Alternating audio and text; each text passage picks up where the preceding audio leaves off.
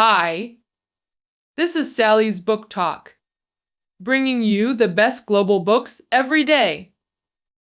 Today's book is Positive Discipline. Since its first publication in 1981 in the US, it's been revised multiple times, sold over 4 million copies, and translated into 16 languages. Global success proves that, compared to other methods, positive discipline works longer term and more effectively. It helps children feel belonging, and worthiness teaches social life skills and builds good character. This method has benefited millions of children, parents, and teachers, earning the title Gold Standard of Child Discipline. The author, Jane Nelson, isn't just an accomplished psychologist, psychotherapist, and educator. She's also a mother of 7 and grandparent to over 20 children. The book builds on Adler and Dreiker's educational theories while incorporating her decades of hands-on parenting experience. Now you're probably wondering, what exactly is positive discipline? Let's explore through 3 key questions. First, what are traditional discipline methods? What are their shortcomings? Second, what defines positive discipline? Third, how to implement positive discipline. Before understanding positive discipline, let's examine traditional methods and their flaws. Typically, there are 2 traditional approaches: authoritarian and permissive parenting. First, the authoritarian parent sets strict rules about dos-don'ts, using punishment to control children's paths, believing this leads to success. The Chinese saying, "strict discipline breeds filial piety," reflects this punitive tradition. So does authoritarian discipline really work? Let's take Ruli's story. Her strict mother meticulously plans every detail of the 3-year-old's life. On a freezing morning, Mom makes hot corn porridge, believing it'll protect Rioli from the cold. But Rioli hates the porridge, takes one bite, and yells, "Yucky! I hate this." Mom initially pleads, "It's nutritious. Value food. Many kids don't have breakfast." When Rioli keeps refusing, Mom snaps. "Then go hungry." Rioli retorts, "Fine, I won't eat." Enraged Mom slaps Rioli just as friends arrive. Rioli goes out crying. You'd think this ends here. But no, returning hungry, Rioli gets lectured. "I told you to eat the porridge." Mom keeps nagging endlessly. But does Rioli listen? Not at all. She's focused on her growling stomach, ignoring every word. After getting cookies from Mom, she completely forgets the porridge incident. Such scenarios are alarmingly common. Mom believes punishing bad behavior works. But Wally never accepts the porridge, growing pickier and more rebellious. Frequent punishment makes kids reluctantly comply, but they might secretly dump disliked food when unsupervised. Thus, punishment only temporarily stops behavior. Most kids relapse, becoming either rebellious or fearfully obedient. Moreover, long-term reliance on parental commands can hinder children's independent thinking and sense of responsibility, negatively impacting their mental development. Now let's discuss the opposite approach: permissive parenting.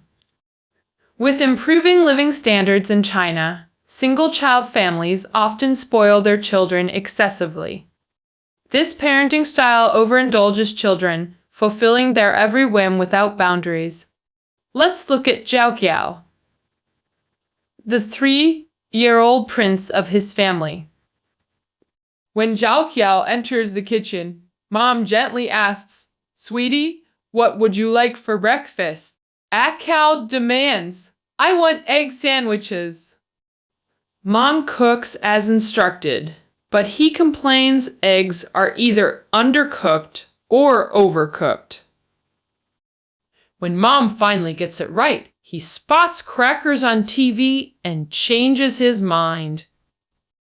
"I don't want eggs anymore. Give me crackers," he shouts. Mom helplessly puts down her pan and rushes to buy crackers. Such little emperors who command adults are unfortunately common in modern families. Studies show permissive parenting makes children feel constantly owed by others. These children manipulate adults to avoid responsibilities while demanding more privileges. Long-term effects include poor independence and accountability, detrimental to future growth. Most parents actually use mixed approaches that fluctuate between strict and lenient, like the good cop, bad cop dynamic between parents. Similar to the tiger mom, pushover, dad model in Chinese TV dramas. This inconsistent approach often confuses children, creating more behavioral issues. So the question arises, if traditional methods have flaws, what should parents do? Jane Nelson proposed a third approach after observing issues with authoritarian and permissive parenting. Positive discipline. What exactly is positive discipline? This brings us to our second key question. In essence, positive discipline is neither punitive nor permissive. Many parents get confused here. How do we find this middle ground? The key lies in replacing strictness, indulgence, with mutual respect and cooperation, combining kindness with firmness. What does kindness and firmness combined mean? First, kindness means being warm and considerate, not people-pleasing. Some might ask, does kindness mean avoiding all disappointment for children? Nelson clarifies, kindness isn't indulgence. True kindness respects both parties while allowing natural consequences. When a child talks back, authoritarian parents might angrily punish immediately. Permissive parents feel hurt but let the behavior slide. How should kind yet firm parents respond? Nelson recommends positive timeout, calmly leaving the situation temporarily. But doesn't this mean letting the child win? Actually leaving demonstrates self-respect while modeling emotional regulation. I won't engage in disrespectful exchanges. After calming down, reconnect with the child. I respect your feelings, but not the disrespectful behavior. Let's talk when we're both calm. I love you and want to be with you.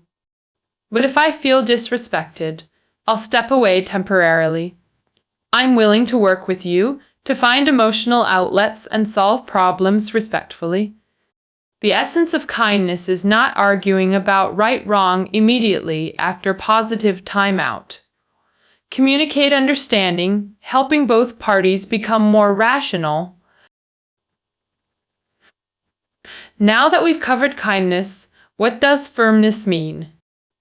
Some mistakenly think firmness means parental harshness. This could mean punishment, lecturing, or other forms of control. True firmness still centers on respect. Many parents get frustrated when children watch TV immediately after school. Permissive parents might let it slide, or offer conditional exchanges to limit screen time. Authoritarian parents might bark, "Turn off TV now, do homework."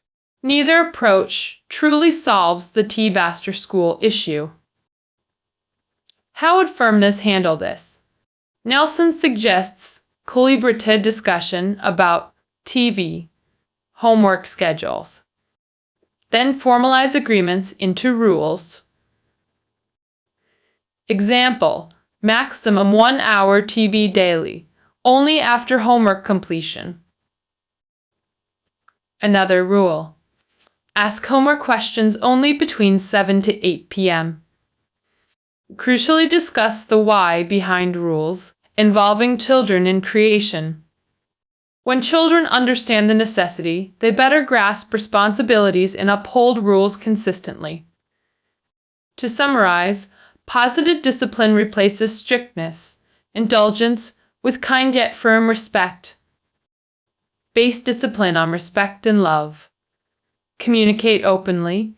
Involve children in rulemaking. Now, how do we implement positive discipline? Let's now explore the third key aspect: implementation. Positive discipline requires shifting from controlling behaviors to consistently conveying kindness, care, and respect, helping children feel truly loved. Jane Nelson summarizes the approach as, "Don't try to defeat children, win their cooperation instead." This can be achieved through 4 concrete steps. Step 1. Actively listen. To understand children's feelings. Truly understanding children's perspectives encourages openness and willingness to cooperate. First step. Step 2. Show empathy for their experiences. Sharing your own similar experiences can enhance connection. This builds mutual understanding and encourages emotional sharing. Step 3. Share your feelings honestly after establishing trust through listening. Then, calmly express your perspective. Step 4. Guide problem solving by asking their ideas for prevention. If needed, brainstorm together until reaching mutual agreements. Let's revisit the breakfast example. How should we handle picky eating during breakfast? First, listen to understand their food preferences and dislikes. This initiates collaborative problem solving. Then share your own childhood food preferences to build empathy and openness. This is step 2. The first 2 steps require patience and repetition to build trust. After establishing trust through steps 1 and 2, children become more receptive to learning breakfast's importance. Step 3. Finally, let children design their breakfast plan, making reasonable choices. Complete step 4, and true resolution. The 4 cooperation steps divide into 2 phases. Steps 1 and 2 form the trust-building phase. Steps 3-4 comprise the problem-solving phase. Trust building is crucial for successful cooperation. Repeated patient communication is often necessary. By step 3, children become more open to guidance. Problem solving becomes easier within this respectful atmosphere. Mutual respect creates fertile ground for collaboration. Key points for each phase. Trust building requires understanding the root of misbehavior. Research shows all behavior has underlying causes. Nelson categorizes misbehavior into 4 types with distinct motivations. First type, attention seeking through disruptive behavior. Rooted in feeling neglected, children act out to regain parental focus and belonging. Example: child interrupts important phone calls with faces. Noises. How to respond. Try this. Give a watch during calls. When the second hand circles 5 times, I'll be done. The child likely becomes engrossed. Watching the timer. After your call, she might even tell you, "Oh, no rush, there's still time left." This is type 1. The second type of misbehavior is power seeking, manifested through stubborn resistance and viewing parental frustration as victory.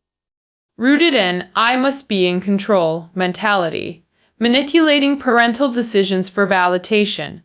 Example, asking child to put toys in storage box. Child insists keeping favorite toy on bed for easy access. When told to remove it, child defiantly adds more toys instead.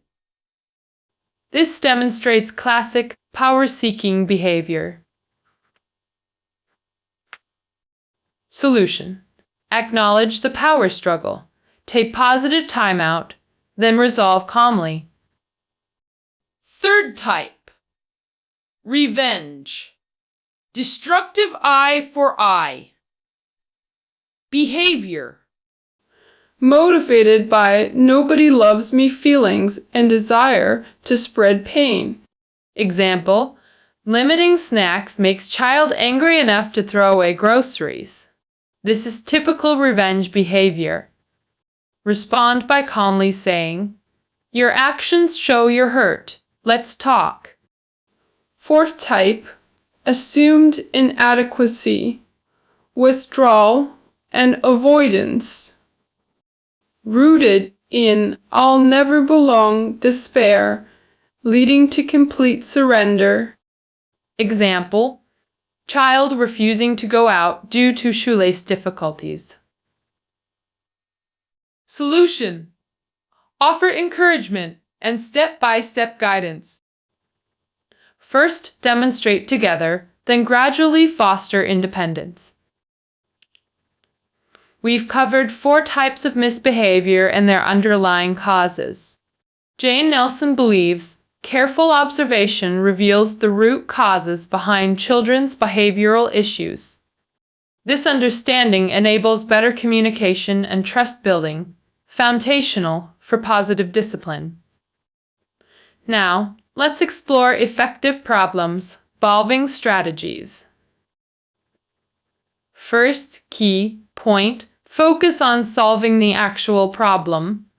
Traditional discipline focuses on punishment effectiveness rather than root causes. Unsolved problems often lead to increased punishment intensity. This approach fails to address core issues. True solutions require understanding what needs solving, not just enforcing compliance. Temporary obedience shouldn't mask unresolved problems. Second key point: empower children to solve problems themselves. Traditional methods focus on prohibitions. Don't do that.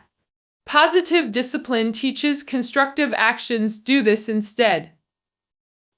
Parents should guide problem solving, not provide ready answers. Children must be active participants, not passive receivers. Help children identify problems and discover solutions.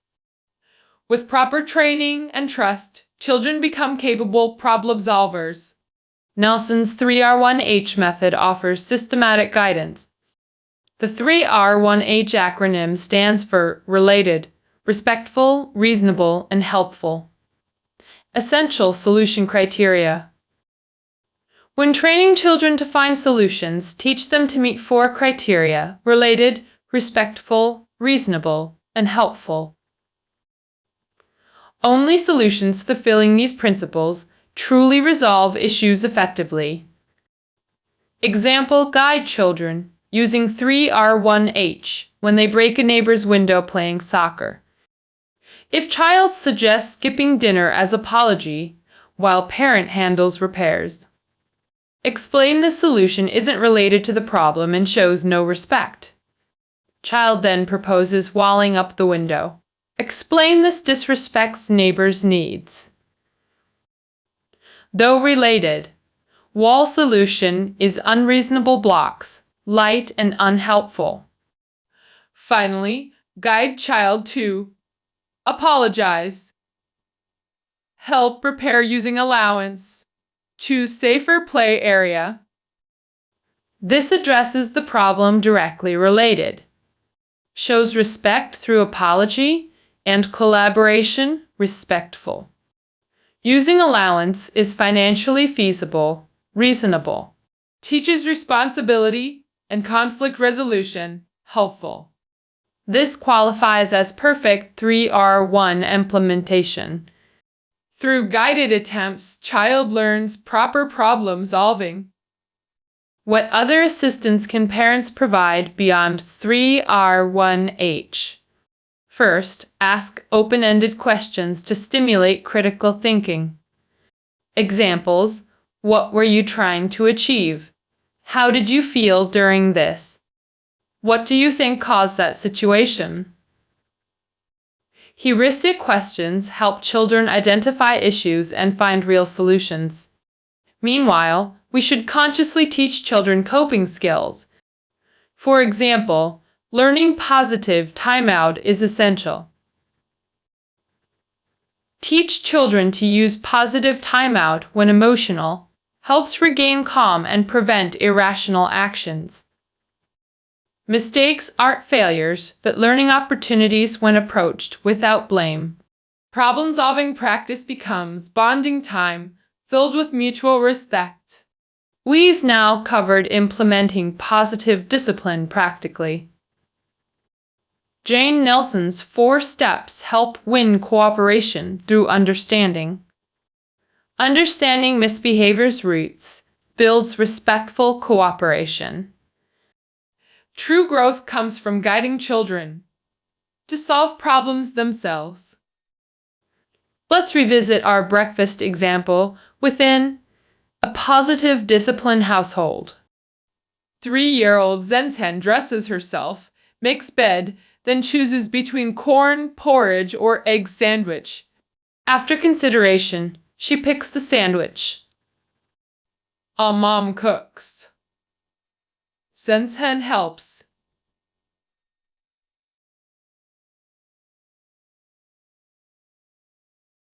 Today she calmly tells Mom the eggs are overcooked, not throwing a tantrum. Mom calmly accepts feedback. Surprising maturity from a 3-year-old. This demonstrates long-term positive discipline results, achievable through consistency. Summary: replace traditional methods with kind yet firm approaches that build trust and problem-solving skills. True understanding comes from practice. Try implementing these methods daily. We hope all children can develop self-discipline, responsibility, cooperation, skills, and problem-solving abilities through parents' kind yet firm guidance in loving environments, gifts that last a lifetime. That concludes our exploration of positive discipline. Show notes are below the audio. See you tomorrow.